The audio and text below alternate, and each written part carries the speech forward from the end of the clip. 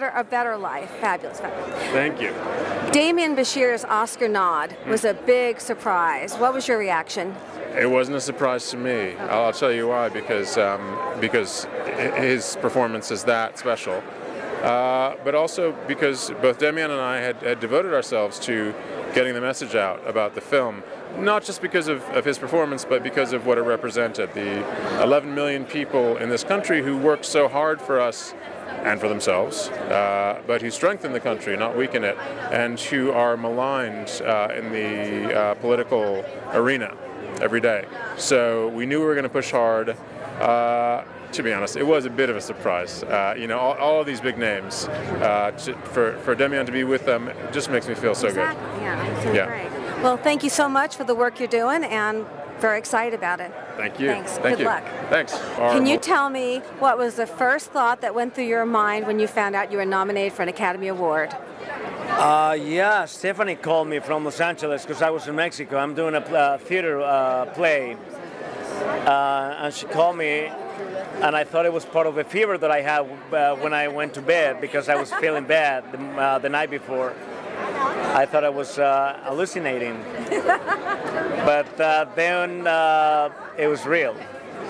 Yeah. I'm so proud of him. I was just crying and so proud of him. I can't even describe it. It's exciting. Yeah, it was really exciting. Yeah. Well, great film. Congratulations. Thank you very much. Thank you. Director of the Santa Barbara International Film Festival, Mr. Roger Durling. Thank you. And welcome to one of the most exciting nights in the film festival. I've been looking forward to this evening for weeks. I need to thank our presenting sponsor, Lynda.com, for making the whole festival possible. And tonight's Virtuoso Award is sponsored by Stella Artois. All of the performers tonight, Demian Bichir, Patton Oswalt, Shailene Woodley, Melissa McCarthy, Andy Serkis, and Rooney Mara, have made incredible music on their own. But tonight, all of them together, we're going to see a symphony. Please welcome our moderator for the evening, a great friend of the film festival. He's also the senior writer for Entertainment Weekly and the official Oscar greeter on the red carpet, Dave Carter.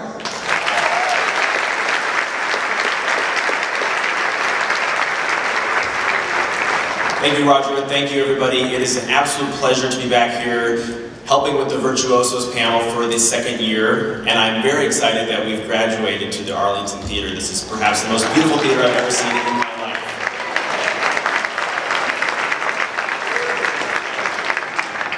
Now, the 6 people that we're honoring tonight, some of them have been nominated for Critics' Choice Awards, some of them have been nominated for Golden Globes this year, some have been nominated for Screen Actors Guild Awards, some have been nominated for Oscars. But there's only one awards body that had the vision, intelligence, and foresight to honor all 6 of them, and that is the Santa Barbara International Film Festival Virtuosos Awards.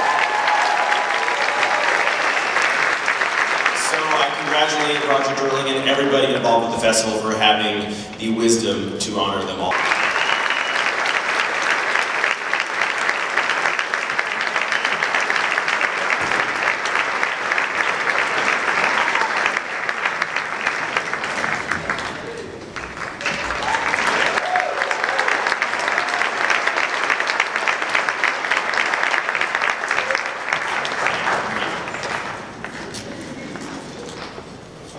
Yes, please. And here's a microphone for you, too. Demian, your co-star in the film, in that scene that we just watched, who plays your son in the film, Jose Julian, had never acted before. Yeah, that's the amazing Jose Julian. I love that guy. He made my work easier. He behaved like an old-timer. He was incredible. He's an old soul. He's like a sponge, you know, and And of course, you need someone like Chris Weitz to make that magic happen in a kid like Jose Julian. But yeah, he made all this very easy. Chris Weitz, your director, who you will be meeting a little bit later on in the evening, I should say. Have you ever had an acting experience where you had so many scenes opposite someone who was a first-time actor?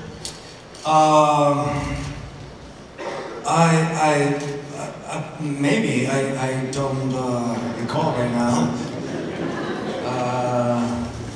But it doesn't really matter, you know. For me, it's all about what happens on the set.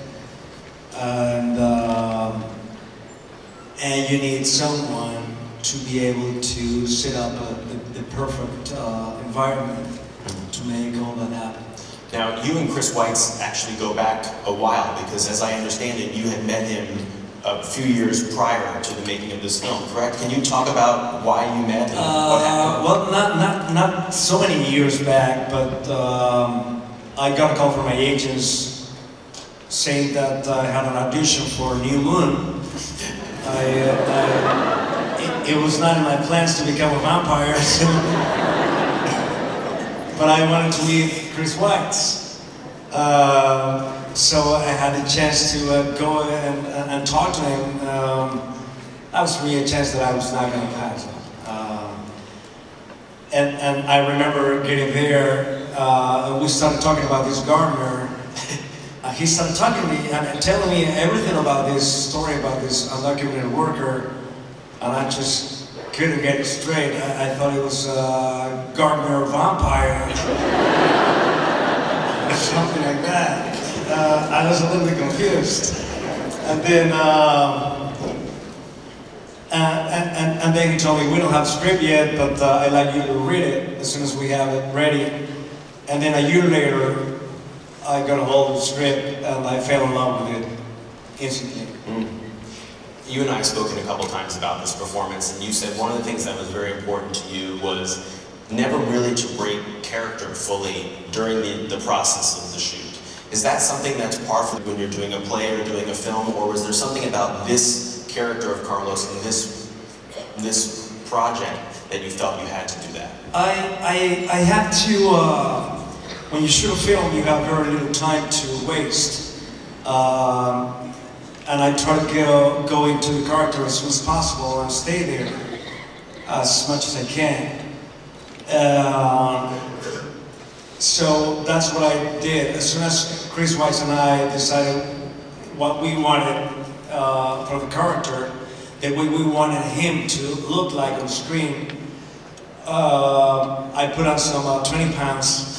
As soon as we decided that we wanted him to have this pancita, una panza de jardinero, you know. Because all my paisanos, all the gardeners that I talked to, none of them were fit. None of them were like six-packing kind of guys, you know. And we love that. But I had lost all the weight that I gained from Fidel Castro before, when I played Fidel Castro with Steven Soderbergh. And then Chris Weitz wanted me to gain another 20 pounds, and I said, please, man, be nice. Can we just make it thin? And so I went up again, and then I remember getting this truck in a red light in Los Angeles. I asked one of my paisanos, do you sell your truck, paisano? He said, no, this is what I work with. I said, please, man, if you sold it, how much would you ask for it? Oh, well, you know, this and that, and we closed the deal that night. and that was my truck for those months. And it made a lot of difference, of course, yeah, among other things. So there's one great scene in the movie, a very climactic, very pivotal scene, where your character climbs using this really amazing apparatus, a very, very tall palm tree. How frightening, scale of 1 to 10, was it? That was tall. I remember Chris Weitz asking me, so how do you feel about the palm tree scene? I said, yeah, please let me go up. I love doing my own stunts, as you know, as long as it's safe. Sometimes I don't care. And then say, okay, let's see what the insurance company has to say, right? But then when we actually had that meeting for the first time going up, the real Gardner went up first. And we all saw that he went like this.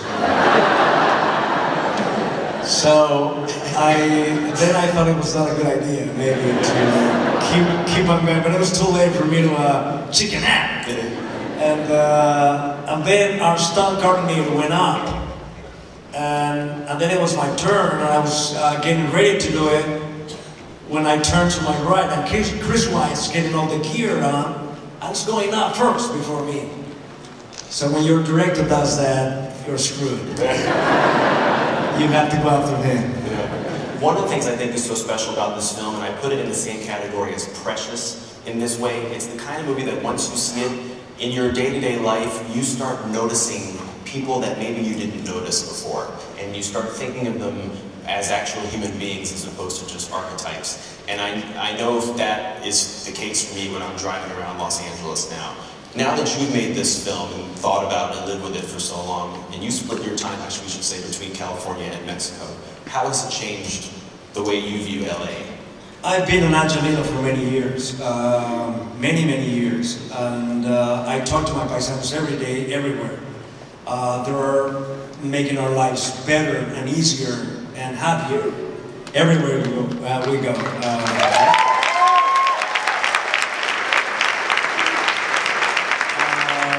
We pretty much talk about the films that I've done in Mexico, and they always say, so what are you up to now? I say, I'm doing a film about you. I'm doing a film about us. I'm doing a film about all of us, a lot of us. What are Weeds? Is that what you said? Lots of Weeds fans. Oh, lots of Weeds fans, nice. The mayor of Tijuana. Yeah. Or Randy. I became a great spacker. Doing that show. Yeah, I learned a lot of things.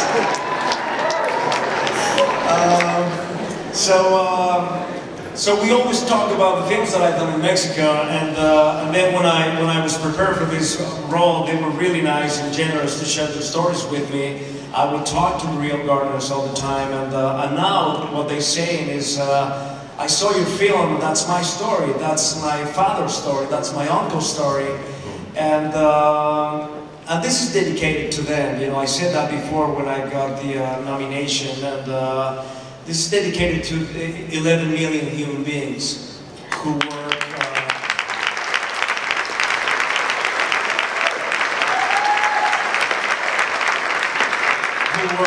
with pride and